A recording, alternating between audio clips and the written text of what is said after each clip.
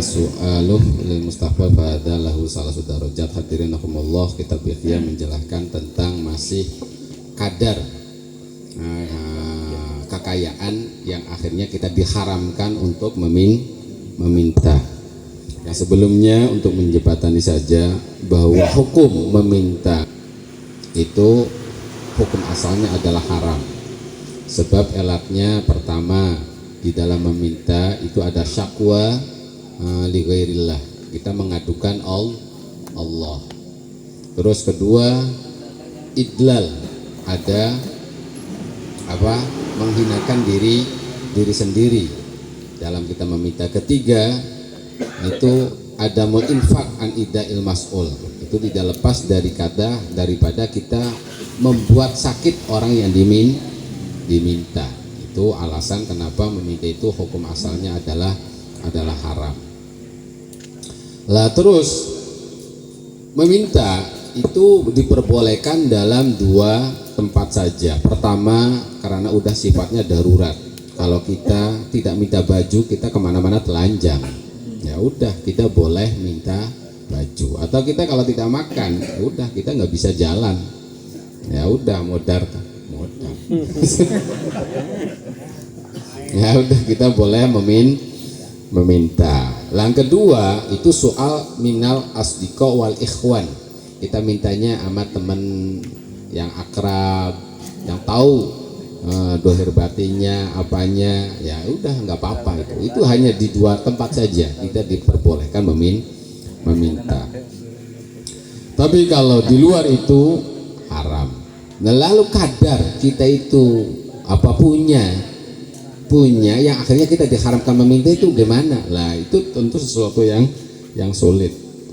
Nah ya, untuk itunya ada hadis sebelumnya, man sala an dohrihina, barang siapa yang meminta sedangkan dia punya kaya, maka dia berarti minta bara api yang akan membakar dirinya nanti di akhirat. Itu adalah soreh fit tahrim, meminta itu diharamkan. Lah itu kalau meminta untuk yang sifatnya saat itulah. Kalau meminta untuk ke depan, nah, itu tuh gimana itu? Iya, untuk masa depan. Minta untuk masa depan itu juga bisa diperbolehkan, tapi dengan ketentuan tadi. Pertama, ada kebutuhannya kita hari ini ada, tapi untuk besok tidak ada. Ada kalanya hari ini ada, tapi untuk jangka waktu 40 hari atau 50 hari. Ada permintaan untuk jangka waktu satu tahun, gitu, 1 tahun. Itu ya yang sifatnya itu ya bisa diperbolehkan, tapi dengan ketentuan.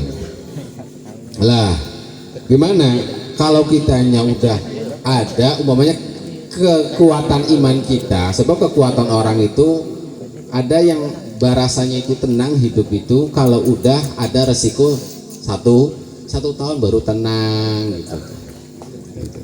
Ada yang orang itu ada resiko satu bulan udah cukup, udah tenang gitu. Ada yang 1 minggu, kalau udah ada resiko 1 minggu hidup biaya hidup udah tenang. Ada yang cuma 1 hari ini saja, ada 1 hari ini udah tenang. Lalu umpamanya dia makom 1 tahun, berarti ada kebutuhan cuma cukup satu bulan. Pasti dia itu dikatakan orang mukti gelisah saja. Gelisah. Lah itu gimana kalau dia meminta? Nah itu ya ada ketentuan. Bisa diperbolehkan, bisa dimakruhkan gitu tuh. Umpamanya dia kebutuhan tenangnya hidup itu kalau dia udah ada resiko 1 tahun, sedangkan resikonya baru cukup untuk satu bulan. Nah itu boleh meminta, tapi sesuai dengan kebutuhannya. Dan juga umpamanya dia udah cukup 1 tahun kok meminta, ya itu jelas pasti haram gitu, itu haram. Lah umpamanya untuk 1 tahun, sedangkan untuk bulan ini kan udah cukup, tapi ada yang akan memberi itu bulan ini, sedangkan untuk bulan ke depan tidak bakal ada yang memberi fursohnya itu tidak ada. Ya udah nggak apa-apa, kita meminta. Tapi kalau seperti untuk kapanpun kita bisa ada yang memberi, kalau minta kapanpun itu hukumnya dimakruhkan. Nah, itulah sebabnya malam ini menjelaskan tentang kadar kita meminta sedangkan kebutuhan kita untuk kebutuhan ke depan dan sesuai itu dengan kadar keimanan masing-masing ya. Mangga. Iya. Jadi intinya kalau memang kita disuruh oleh mursyid yang mursyidnya memang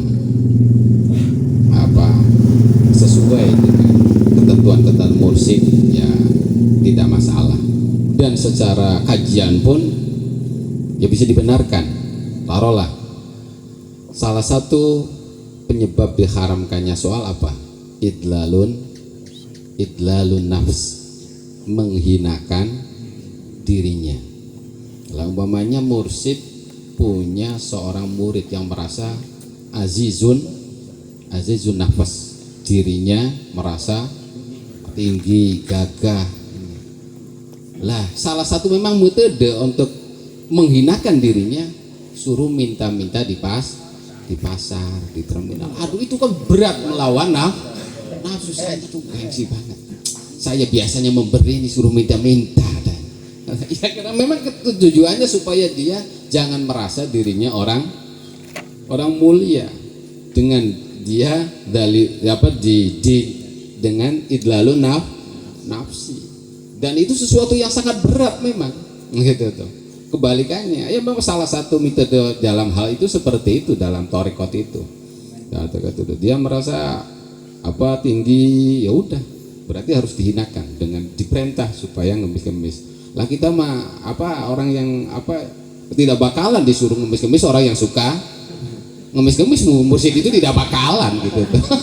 Tidak bakalan. Iya. Udah biasa masalahnya. Udah biasa.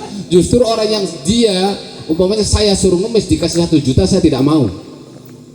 Itu malah disuruh ngemis. Orang yang model gitu cara menghinakan dirinya itu salah satu metode kita supaya mursyid itu merasa dirinya itu bukan orang yang mulia, harus menghinakan dirinya sampai dia berpikir tidak ada orang yang hina selain dirinya sendiri. Salah metodenya dengan ngemis yang dia sendiri sebenarnya mah bukan tujuan ngemis dalam arti dia itu uangnya mah banyak gitu tuh, uangnya banyak tapi disuruh untuk menghinakan dirinya. Makanya salah satu cerita ini ada satu cerita, ada orang udah bertarekat kepada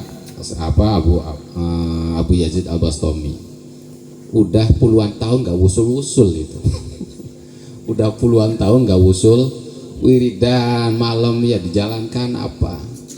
Katanya udah, kamu kenapa saya tuh nggak usul-usul? Ya karena masih ada satu sifat, yang sifat itu kamu kalau dihilangkan itu kamu tidak bakalan siap gitu tuh. Siaplah guru lah, saya siap. Lakukan saya disuruh apa saja saya akan lakukan. Dia orang kaya raya, orang terhormat itu, orang terhormat. Bener nggak? Bener. Yang penting saya bisa usul. Ya udah kalau gitu kamu dibotak kepalanya, dibotak, lalu nongkrong di pintu pasar. Di pintu pasar, bawa uang banyak. Siapa yang notok kasih uang kamu. Siapa masuk? Waduh nggak sanggup. Lah ya gitu, sanggup nggak seperti itu katanya. Lah itu memang salah satunya seperti itu. Nah, ya buat gambaran saja. Iya diteknya ngasih uang. Bila siapa yang ngasih uang yang keras, tambah uangnya tambah banyak gitu tuh. Lah untuk usul seperti itu kan lumayan berat itu. Ya ini salah satu gambarannya saja lah. Mujahadah ya. Ya itu karena dia minta itu bukan karena butuh, karena itu karena butuh jiwanya gitu tuh supaya itu. Ya. Ya mudah-mudahan paham lah. Ya taslim ya, masalah ya. Ya akhirat-akhiratan. Ya hadirin rahimakumullah, pembahasan malam ini itu yang tadi bahwa bagaimana kalau minta tujuannya iddikhar untuk menyimpan. Sebab seseorang itu keyakinannya ada cukup 1 hari, ada 1 minggu, 1 bulan, tapi maksimal itu satu tahun. Dia meminta untuk 1 tahun karena memang imannya itu satu tahun untuk iddikhar. Itu bisa halal, bisa makruh gitu tuh. Intinya tuh bisa halal, bisa makruh. Nah, dan dari sumbernya dari mana? Karena memang Nabi itu sendiri punya istri banyak. Ada yang istrinya itu imannya kuat seperti Siti Aisyah, dikasih resiko 1 hari udah aman. Tapi ada satu istri yang harus 1 minggu. Kalau 1 minggu belum ada, wah udah rame. Iya. Ada bahkan istri Nabi pun ada yang 1 diresuki langsung 1 tahun. Kalau kurang 1 tahun ya udah berita. Iya. Nah, tapi itu maksimal 1 tahun lah. Umpamanya ini pembahasan iddikhar, umpamanya kita mentalnya apa, imannya cuma untuk 1 bulan, iddikhar kebutuhannya baru 2 minggu, yaitu bisa boleh, bisa makruh. Tapi kita umpamanya cukup 1 bulan, itu haram. Ya, itu saja. Nah, mudah-mudahan kita dapat keberkahan dari pengarang kitab ini, itu Hujjatul Islam atau Habib Muhammad Al-Ghazali, dan mudah-mudahan kita dimasukkan kepada murid-muridnya. Itu bukan, nah ini murid, kalau kita pengen jadi dianggap muridnya Ghazali saja, ini mah pengarang Ihya ya, kita sebab bareng-bareng ngaji. Allah alam bisawab.